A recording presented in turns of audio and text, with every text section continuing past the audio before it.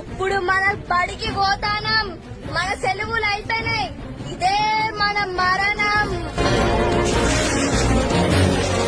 బడి దొంగను, ఏది మరణం, ఏది మరణం? అమ్మా నాన్న మనల్ని బడికి ఈడ్చుకు వెళ్ళిన, బడిలో నుంచి తప్పించుకొని రావచ్చని తెలిసిన బడిలోనే ఉండడం మరణం. బడి గోడలు పెద్దగా ఉన్నాయే, మనం దునకలేమనుకోవడం మరణం.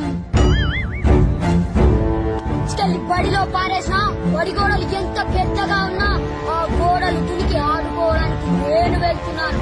నాతో వచ్చేదెవరు? నేను. నాతో వచ్చి స్వేచ్ఛగా పొట్టు పొట్టు ఆడుకునేదెవరు? నేను. జై బడి దొంగలు.